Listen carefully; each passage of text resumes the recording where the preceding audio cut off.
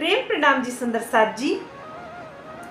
कल कीर्तन ग्रंथ के 90वें प्रकरण का मंथन कर रहे थे, पर कुछ चौपाइयां शेष रह गई थी। उनका मंथन हम आज करेंगे। महामती जी कहती हैं, साफ सहजे हो गए करने पड़ा ना जोर, रात मिट्टी कुफर अंधेरी, भयो रोशन बतनी भोर, भयो रोशन बतनी भोर। महामती जी कहती हैं कि परम धाम और धनी की शोभा का ध्यान करते करते सुंदर साथ अर्थात ब्रह्म सृष्टियों का हृदय निर्मल हो गया, क्योंकि ब्रह्म सृष्टियों को, मोमिन रूहों को संसार के अन्य भक्तों की तरह बहुत अधिक शक्ति नहीं लगानी पड़ी। उन्हें ना ही शारीरिक कष्ट, शारीरिक कष्नी को सहन करना पड़ा और ना ही भूख प्यास को सहन करना पड़ा, और ना ही उन्हें किसी भी तरह के यज्ञ हवन पूजा पाठ अनेक विधियों की आवश्यकता ही पड़ी, और ना ही उन्हें किसी भी प्रकार के योग सिद्धि अर्थात अष्टांग योग, यम नियम, आसन, प्राणायाम, प्रत्याहार, धारणा, ध्यान, समाधि आदि किसी भी प्रकार की क्रिया की आवश्यकता ही नहीं पड़ी, क्योंकि दिव्य ब्रह्मपुर परम धाम के जो ज्ञान का सूर्य है वह मोमिनों के लिए इस नश्वर संसार में उतर आया है। इस कुलजम स्वरूप के माध्यम से ब्रह्म सृष्टियों का अज्ञान का अंधकार इसी मायावी जगत में समाप्त हो गया है। करोड़ों सूर्य से भी अधिक प्रकाश इस दिव्य वाणी के ज्ञान में है, क्योंकि ज्ञान का प्रकाश दिखाई तो नहीं देता है, लेकिन अज्ञान रूपी अंधकार का नाश कर देता है, अर्थात रात्रि कुफर अर्थात अज्ञान रूपी अंधकार का समूल नाश कर देता है। ऐसी इस दिव्य वाणी की महिमा है, इस इल्मे लदुन्नी की महिमा है। महामती जी कहती हैं कि परम धाम के ज्ञान का सूर्य उदित हो गया है, जिससे अज्ञानता का गहन अंधकार स्वतः ही समाप्त हो गया है, और इस अंधकार की रात्रि के समाप्त होते ही दिव्य ब्रह्मपुर परम धाम के सूर्य का उजाला अर्थात वहाँ के ज्ञान का उजाला हो गया है और प्रातः काल हो गई है।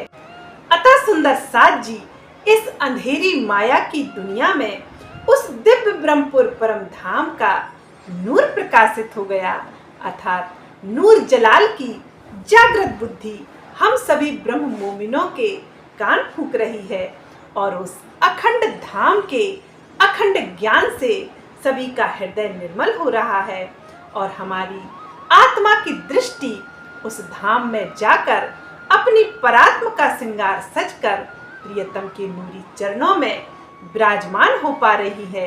यह एकमात्र इल्मे लदुन्नी और तारतम ज्ञान के प्रकाश से संभव हो सका है। अतः सुंदर साथ जी, श्री प्राणनाथ जी की अपार मेहर से हम ब्रह्म सृष्टियों को, हम मोमिन रूहों को जो तारतम मंत्र प्राप्त हुआ है उसकी महिमा अनंत है, अकथनीय है।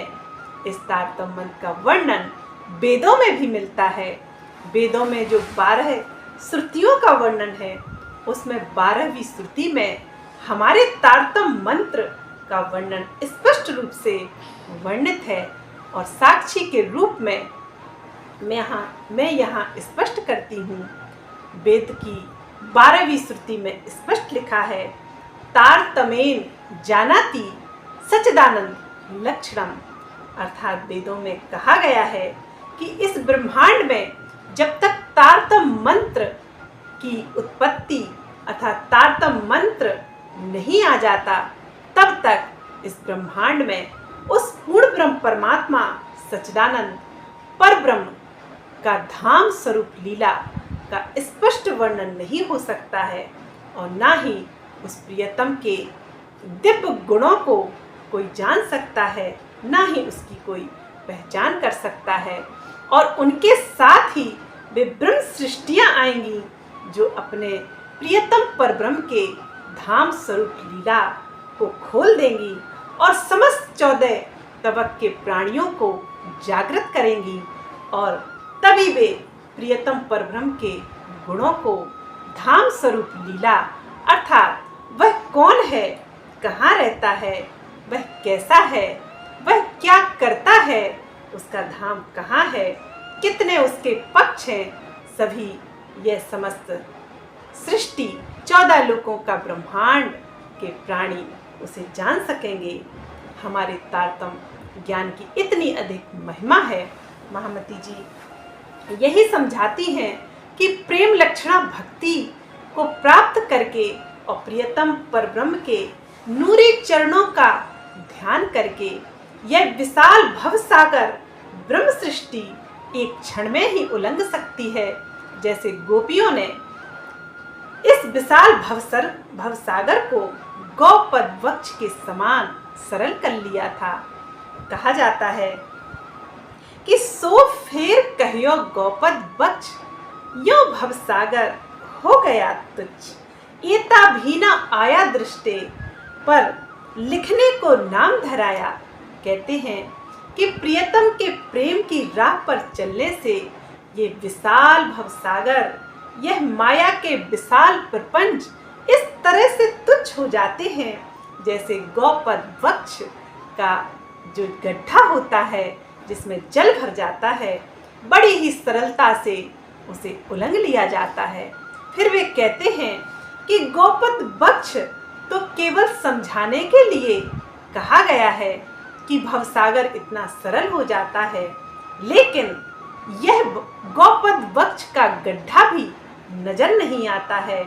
जब आत्मा को उस प्रियतम से सच्चा प्रेम हो जाता है, तब तो वह पलक झपकते ही अपने प्रियतम के आनंद रस में खो जाती है, और वह प्रियतम भी उसके दिल को ही अर्ज करके बैठ गए होते हैं, और वे सहरक की नली अर्थात प्राण नली से भी अधिक निकट उस रूह के हो जाते हैं। इसलिए कहते हैं कि गौपद वक्ष तो केवल नाम मात्र के लिए, दूसरों को समझाने के लिए कहा गया है। इतना भी दृष्ट अर्थात इतना भी भवसागर फिर नजर नहीं आता। वह ब्रह्म सृष्टि हिल मिल जाती है अपने धाम धनी से, इस तरह से एक रूप हो जाती है जैसे बिछड़ी हुई बूंद उस समुद्र में विलीन हो जाती है। अर्थात कहा जाता है, जान ही तुमको तुम ही हो जावत। हे प्रियतम, तुम्हें जानने वाला, तुम्हारी पहचान करने वाला तुम्हारे समान ही हो जाता है, अर्थात फिर वह तुमसे अलग नहीं है। महामती जी आगे कहती हैं,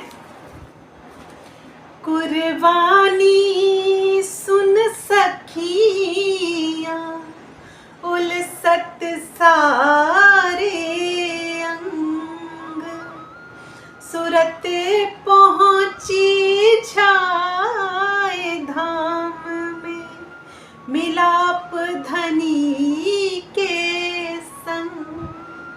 अरे मिलाप धनी के संग। महामती जी कहती हैं, धनी के प्रेम में निछावर होने वाली ब्रह्म सृष्टियाँ कुर्बानी अर्थात सेवा भाव को सुनते ही उनके समस्त अंग अंग में उमंग भर जाती है, और वह ब्रह्म सृष्टि अपने प्रियतम पर निछावर होने के लिए तत्पर रहती है, और उसकी सुरता तो परम धाम में पहुंच जाती है अपने प्रियतम प्राणेश्वर का दीदार करने के लिए।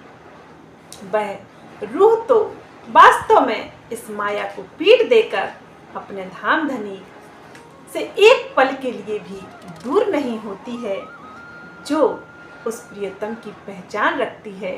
कहा, जिस रूह को अपने प्रियतम प्राणेश्वर के प्रेम का अनुभव होने लगता है, वह तो उनसे एक क्षण के लिए भी दूर नहीं हो सकती है। कहा जाता है, न्यारा निमक न हो वहीं, करने पड़े ना याद, आसिफ को मासूक का कछु इनविद लागया स्वाद, फिर उससे अलगाव का एहसास वह रूह करती ही नहीं है। महामती जी आगे कहते हैं, मोमिन वल धनिये का दोनी तरफ से नाही, तो कहे धनी बराबर जो मूल स्वरूप धाम मांगे। महामती जी कहती हैं, धनी के प्रति अटूट प्रेम होना ही ब्रह्म सृष्टि की शक्ति है, अर्थात उनसे पल पल एक रूपता का अनुभव करना ही प्रियतम परब्रह्म की सच्ची रूह है। और कहा जाता है कि इसी से उसकी शक्ति बढ़ती जाती है। जब एक रूपता का एहसास रूह करती है तो वह प्रियतम परब्रह्म से न्यारी नहीं, अर्थात वह ब्रह्म के समान महिमा वाली रूह होती है। कहा जाता है कि ब्रह्म सृष्टि ब्रह्म से न्यारी नहीं है। महामती जी आगे कहती हैं कि उनमें संसार के प्रति ना तो कोई लगाव होता है और ना ही लौकिक अहम होता है। अहम की भावना से वह रूह शून्य हो जाती है, क्योंकि वह प्रियतम परब्रह्म की मैं को आगे कर यह जीवन जीती है। इसलिए स्वयं के अहम को त्याग देती है और प्रियतम की मैं ले लेती है। ऐसी रूह ही ब्रह्म सृष्टि है। उनके मूल तन परम धाम में धनी के सन्मुख बैठे होते हैं। वे विराजमान हुए नूरी परात्म के तन वास्तव में असल ब्रह्म सृष्टि के असल तन है, इसलिए उन्हें धनी के बराबर ही कहा गया है।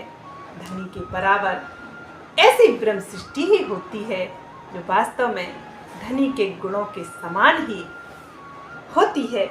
आगे महामती जी कहते हैं, लड़क पने सुध ना होती तो भी मोमिन मूल अंकुर, कोई कोई बात की रोशनी लिए खड़े थे जहूर, लिए खड़े थे जहूर। महामती जी कहती हैं कि पहले अनजानेपन में मुझे सतगुरु धनी श्री देवचंद जी के अंदर विराजमान युगल स्वरूप के दर्शन अर्थात उनकी पहचान नहीं हुई।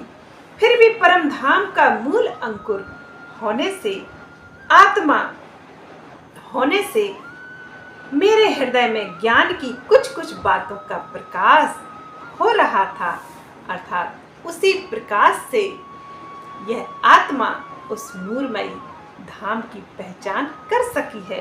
महामती जी आगे कह रही हैं, अब तो किए धनिये जागृत दई भांत भांत पहचान, तोड़ दई आशा छल की, क्यों सकूचे करत कुर्बान, क्यों सकूचे करत कुर्बान। महामती जी कह रही हैं, अब तो धाम धनी ने श्री कुलजन स्वरूप वाणी के माध्यम से उन धाम के 25 पक्ष और नूरी स्वरूप का अनुभव भी करा दिया है और मेरी रूह को जागृत भी कर दिया है। अब तो प्रियतम से प्रेम होना लाजमी ही है, अर्थात प्रियतम से एक पल का अलगाव अब तो सहन नहीं होता है। महामती जी कहती हैं कि धनी ने अपनी मेहर के द्वारा हमारे हृदय में छलमयी माया की जो इच्छाएं थी उसकी आशा को हटा दिया है। ऐसी स्थिति में धनी पर सर्वस्व निछावर यह रूह क्यों ना करे। यह रूह उन पर निछावर होकर क्यों ना मिटे, और इसमें संकोच भी कैसा, अर्थात रूह को कोई भी संकोच कैसे हो सकता है, क्योंकि उसने धाम स्वरूप लीला को पूर्ण रूप से मेरे धाम हृदय में बसा दिया है और मुझे इश्क सुराही के वे प्याले पिलाकर इसी नश्वर संसार में ब्रह्मवाणी द्वारा जागृत भी कर दिया है। महामती जी आगे कहती हैं, अब तो धनी बल जाहिर आयो लेखे ए जिन दिया सुजान या जिन लिया रस रंग। महामती जी कहती हैं, अब तो मेरे प्रियतम की शब्दातीत एवं अलौकिक शक्ति प्रत्यक्ष रूप से मेरे अंदर आ गई है। इस भेद को या तो देने वाला जानता हो या लेने वाला जानता हो। भला यह जीव सृष्टि किसी भी स्थिति में कैसे समझ सकती है? इस महर को तो ब्रह्म मोमिन ही समझेगी, क्योंकि उस धाम में तो, उस सत्य स्वरूप धाम में तो राज जी और श्यामा जी और हम सखियों का ही अस्तित्व है और उनके अलावा वहाँ कोई है भी नहीं है। और मार्फत का शुरू तो हमारे श्री राज जी ही हैं और वे सब कुछ जानते हैं, क्योंकि वे माया में नहीं भूलते हैं। वे माया में उतर कर भी कुछ नहीं भूलते हैं, क्योंकि वे मायापति हैं। महामती जी यही समझाती हैं कि इन प्रेम के रस के आनंद को या तो वास्तव में वह साकी पिलाने वाला जाने जो इश्क की सुराही से अपनी रूहों को लबालब जाम पिलाता जा रहा है, या फिर वे नशा में चूर वे रूहें जाने जो पी रही हैं। और भला इन दोनों के अलावा कौन जान सकता है यह अंधेरे से उत्पन्न होने वाली जीव सृष्टि इन प्रेम के आनंद को, प्रेम की शराब को कैसे अनुभव कर सकती हैं? यह उनकी शोभा ही नहीं है। महामती जी आगे कहती हैं, ए दूनी ना जाने सुपन की, ना जाने मलकुती फिरस्तन, ये अक्षर को भी सुध नहीं, जाने श्याम श्यामा मोमिन, जाने श्याम श्यामा मोमिन। कहते हैं, धनी से प्रेम और आनंद के मिलने वाले रस को कोई भला क्या जाने, यह स्वप्न के जीव भला क्या जाने, और मलकुती फिरिस्तन अर्थात वे देवी देवता भी क्या जाने। और कहते हैं कि वे बैकुंठ में रहने वाले त्रिगुण भी इस रस से अनजान हैं, क्योंकि यह प्यार, ये प्रेम के जो प्यार के जाम हैं, यह तो ब्रह्म सृष्टियों ने पिए हैं। वे ही इस नशा से वाकिफ हैं और वे ही इस नशा के कारण ही वे समर्पित होती हैं और इस संसार की माया को पीट देने की हिम्मत करती हैं। और संसार के जीव तो इसी माया के सुखों में, इसी माया के मोह में पड़े रहते हैं और अपने जीवन को समाप्त कर लेते हैं और इस शरीर की उम्र को भी समाप्त कर लेते हैं। और कौड़ी बदले अर्थात इस माया के बदले इस रत्न स्वरूप अनमोल मनुष्य तन की लाभ को नहीं ले पाते हैं और मिट्टी में मिला देते हैं। महामती जी कहती हैं कि अक्षर ब्रह्म इस प्रेम के रस की सुध तो उन सत्ता के स्वरूप अक्षर ब्रह्म को भी नहीं है। इस प्रेम का आनंद तो श्याम, श्यामा और हम मोमिन रूहें जानती हैं, और इसको पीने वाली ही हम ही हैं, क्योंकि अखंड दिव्य ब्रह्मपुर परम धाम में किसी का भी अस्तित्व नहीं है।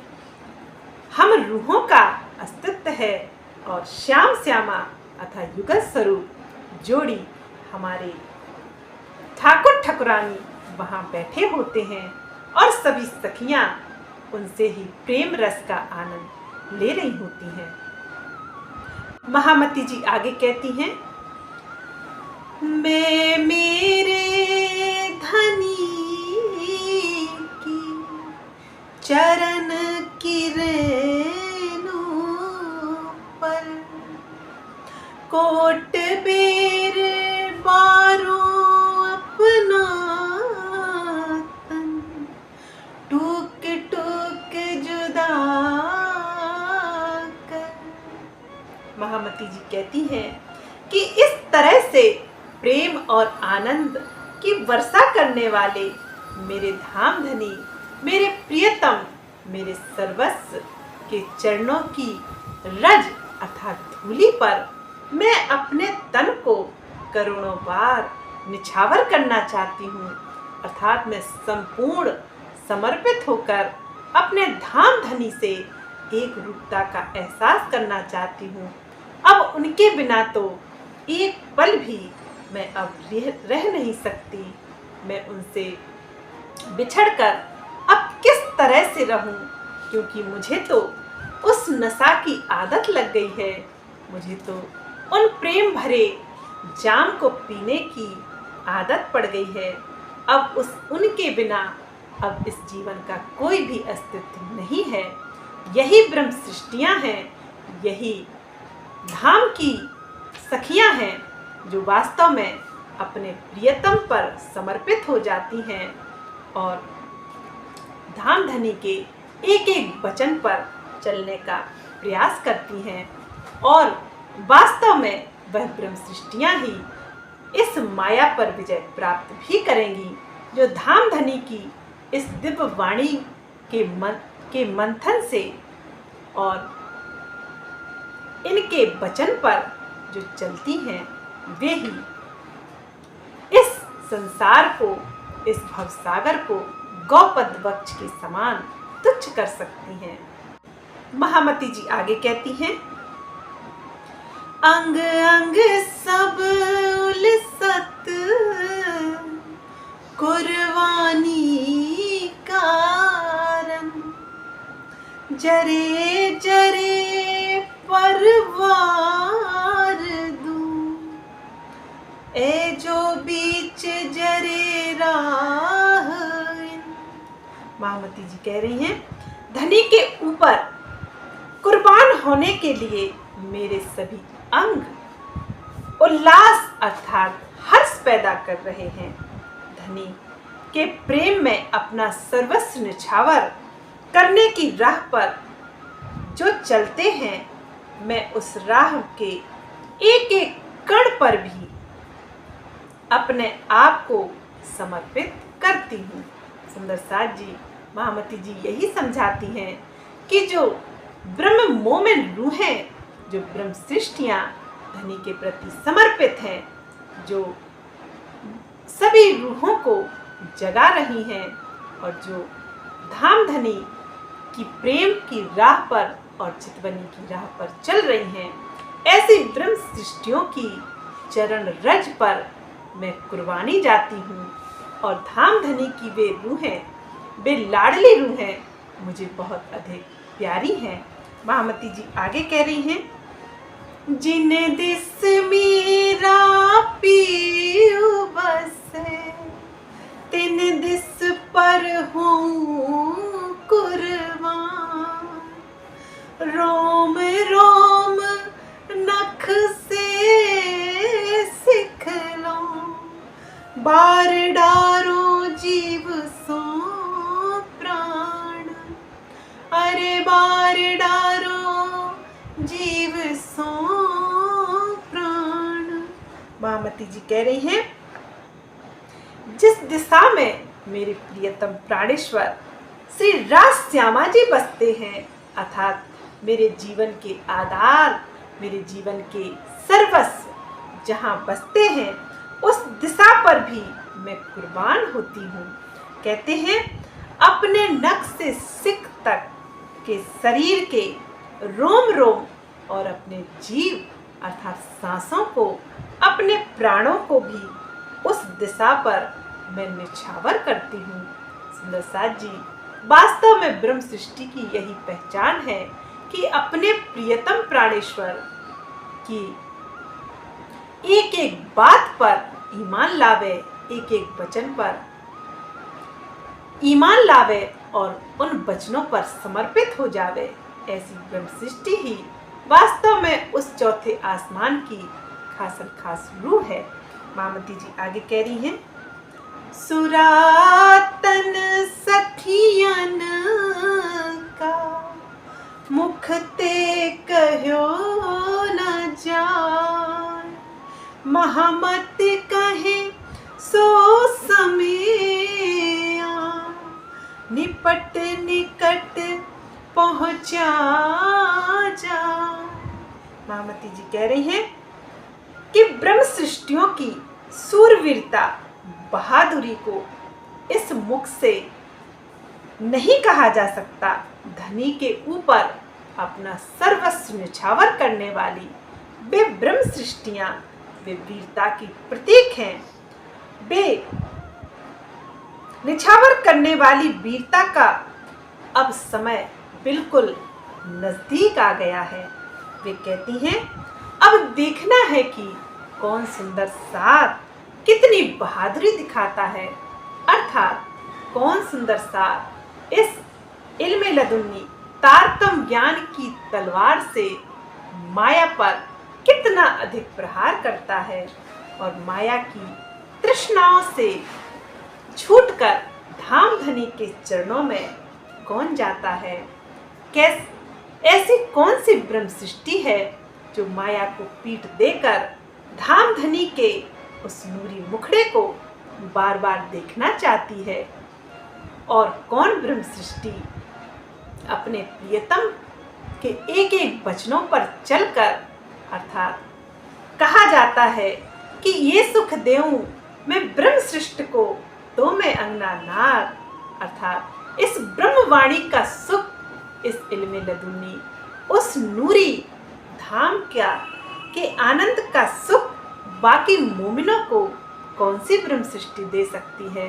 अर्थात यह ब्रह्म सृष्टियों की परीक्षा की घड़ी है, अर्थात कौन सूरवीरता, अर्थात कौन माया पर विजय प्राप्त करती है।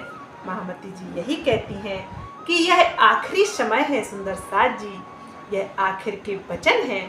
ऐसे वचनों पर ईमान लाकर धाम धनी के सोई ब्रह्म सोई खुदा का जो धाम धनी ने नारा दिया था उसको पूर्ण करना है और सभी धर्म के ग्रंथों से, शास्त्रों से यह साक्षियाँ सभी को विदित करानी है कि जो प्रियतम परब्रह्म है, जो परमात्मा अल्लाह खुदा बाह पुरुष, जो सुप्रीम द गॉड है, वह अपनी रूहों से क्या चाहता है और वह अलग अलग नहीं है, क्योंकि सबका मालिक एक है, मालिक दो नहीं होते हैं। इसलिए सभी 14 तबक के प्राणियों का एकमात्र स्वामी वह दिव्य ब्रह्मपुर परम धाम उस चौथे आसमान में रहता है और अपनी रूहों के साथ इस 28वें कलयुग में इस धरा पर उतर कर आया है और सभी को अपनी दिव्य वाणी से अपनी पहचान दे रहा है। अर्थात जो इन पर ईमान लाता है वह वास्तव में अखंड वहस्ते प्राप्त करेगा और मुक्ति का स्थान प्राप्त करेगा। इस नश्वर संसार के इस खारी जिमी के जो दुख हैं उन रूहों को, उन जीवों को, उन फरिश्तों को फिर छू भी नहीं सकते। सुंदर साथ जी, इसी के साथ मैं अपनी वाणी को विराम देती हूँ। 90वां प्रकरण समाप्त हुआ। बोलिए प्राणनाथ प्यारे की जय। प्रेम प्रणाम जी सुंदर साथ जी।